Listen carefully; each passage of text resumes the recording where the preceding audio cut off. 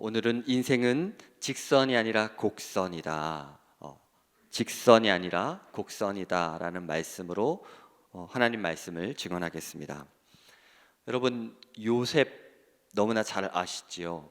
여러분, 요셉의 10대는 자신의 인생이 꼬일 대로 꼬였다 라고 생각을 할 것입니다. 그래서 요즘 청년들이나 청소년들이 하는 말이 이런 얘기가 있다고 해요. 이번 인생 망했다. 어쩌면 요셉의 10대는 나 이번 인생 망한 거 아니야? 라고 생각을 했을지도 모르겠습니다. 그가 분명히 하나님께서 주셨던 확신했던 꿈은 탄탄대로가 열려야 됐을 것입니다. 그런데 자신이 원하지 않는 길로만 가게 되었죠. 그래서 요셉의 인생에 형통하다라는 말이 나오는 걸 우리는 기억하는데요. 하나님과 동행했기에 형통했다라 표현합니다. 그런데 생각해 보면 그가 처음부터 형통했던 것도 아니었죠. 그리고 그 꿈을 꿨던 그는 구덩이에 빠지고 또 보디발의 노예로 팔려가게 되고 성범죄자로 감옥에 있게 되는 걸 봅니다.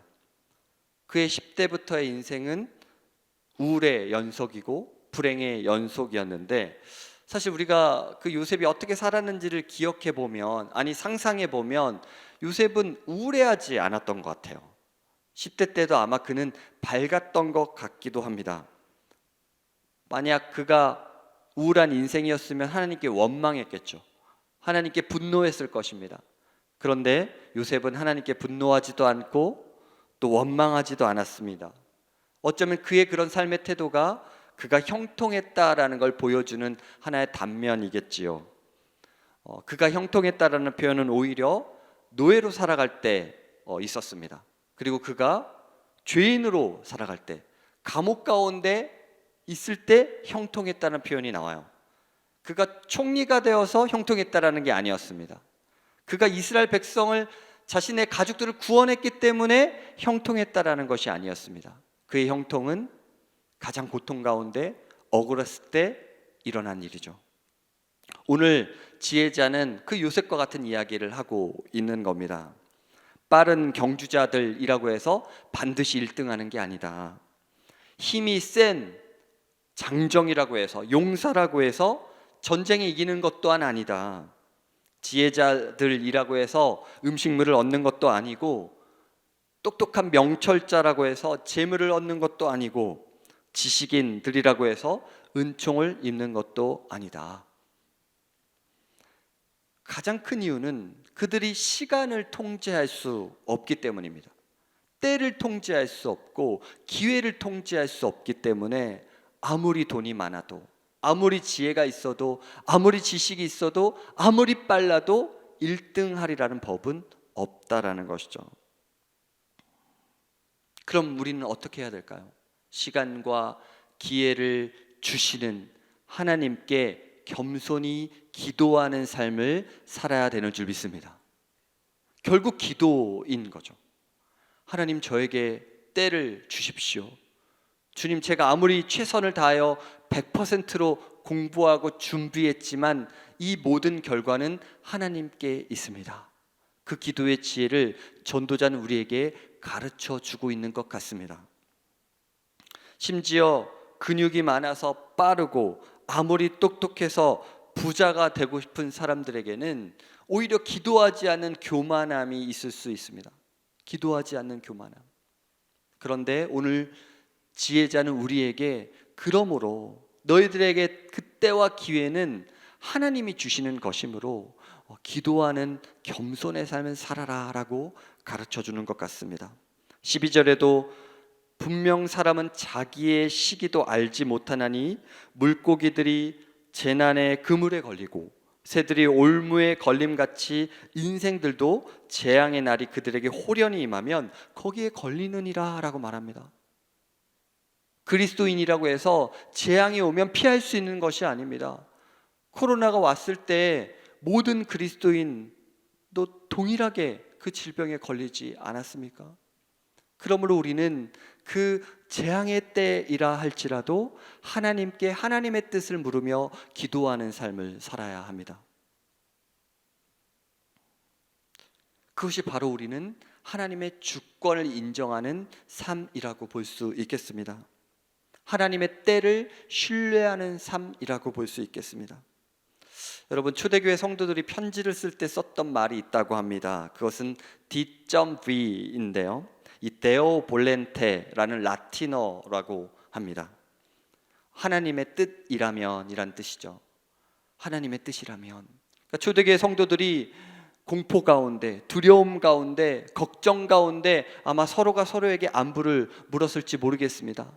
하지만 그들이 기도함으로 담대하게 마지막에 데오 볼란테, 주님의 뜻이라면, 하나님의 뜻이라면 우리는 살아갈 거야 라면서 서명했다고 하는 것입니다.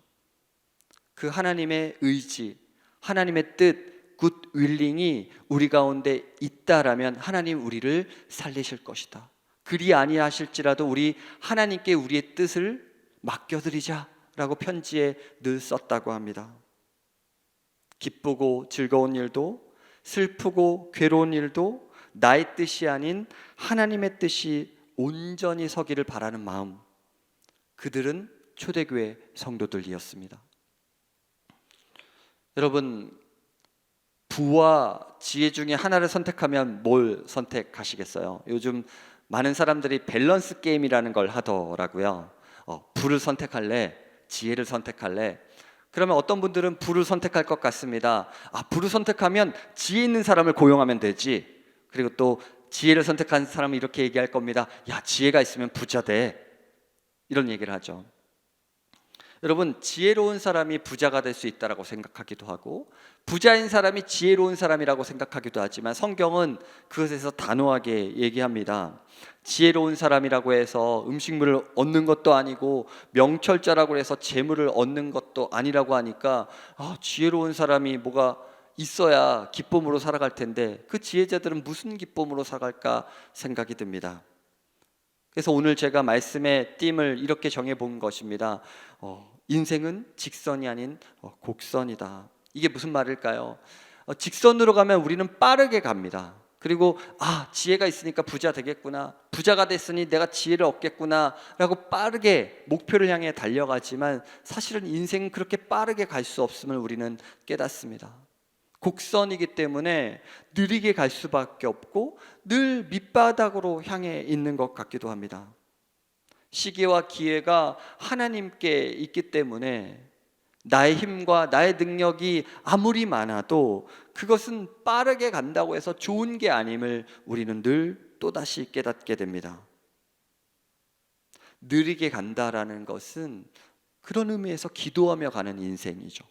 느리게 간다라는 것은 옆 사람의 눈을 마주치면서 살아가는 인생이라는 것입니다. 오늘 지혜자는 뭐라고 말합니까? 13절에 내가 또 해 아래에서 지혜를 보고 내가 크게 여긴 것이 이러하니, 이 지혜자 솔로몬은 특별히 이것만큼은 내가 진짜 옳다구나 생각하며 크게 여겼다라고 말합니다. 그게 예로 무엇입니까? 14절 15절에 보시면 곧 작고 인구가 많지 아니한 어떤 성읍에 큰 왕이 와서 그것을 애워싸고 큰 흉벽을 쌓고 치고자 할 때에 그 성읍 가운데 가난한 지혜자가 있어서 그의 지혜로 그 성읍을 건진 그것이라. 그러나 그 가난한 자를 기억하는 사람이 없었도다. 이게 삶의 진실이라는 거예요. 지혜자가 그 큰 성읍의 공격을 어쩌면 그 위기에서, 그 전쟁의 위기에서 건져 주었음에도 불구하고 아무도 기억하지 않는다라는 거예요. 근데 여러분, 그런 일들이 실제로 일어나고 있습니다. 세상을 살아가면서 너무나 희생하고 너무나 귀한 일들을 한 사람들을 정말 잊혀져 가고 대접받지 못하고, 특별히 한국 사회에도 나라를 위해서 애쓰고 수고한 분들이, 그 후손들이 정말 가난하게 살아가는 경우들이 꽤 있어요. 꽤 있습니다.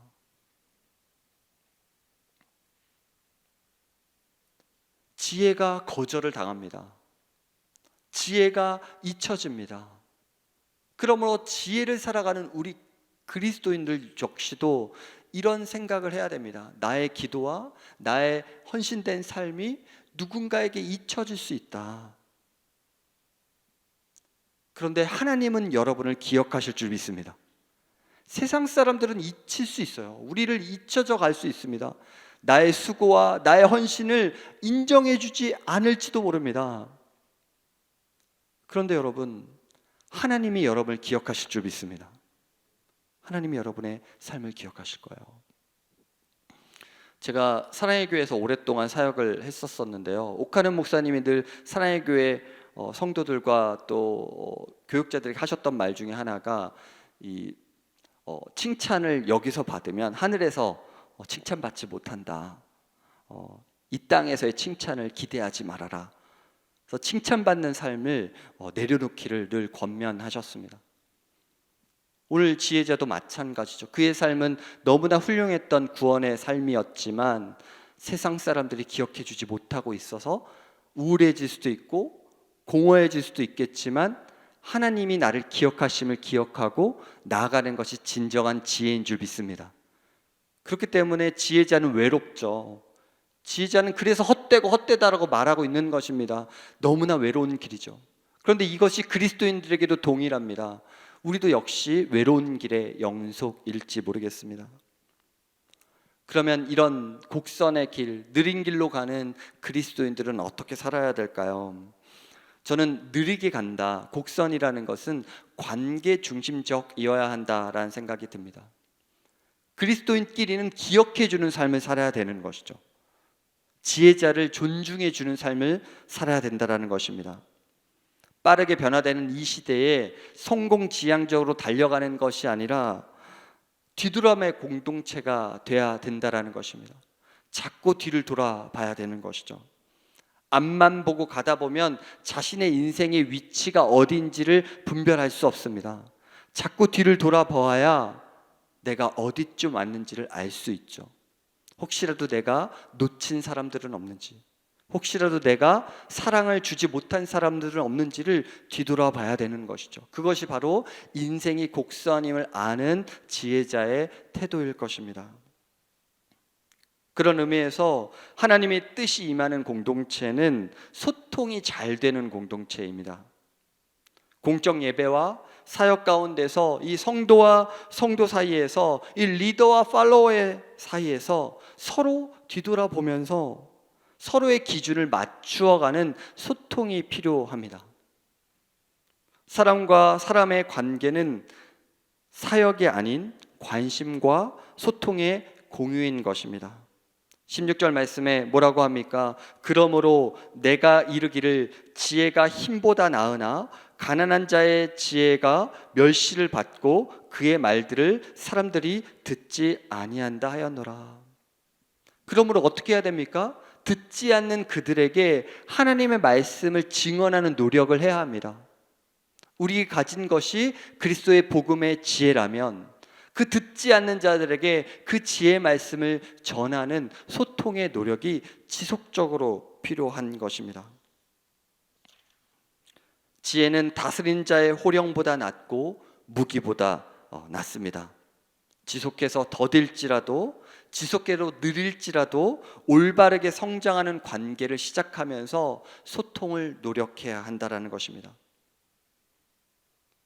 당신의 인생길이 직선이 아닌 곡선이라고 느낄 때 우리는 좌절하지 않고 하나님의 뜻 안에 우리가 있음을 기억해야 됩니다. 하나님의 손길이 이 곡선의 삶 여러분 가운데 있을 줄 믿습니다.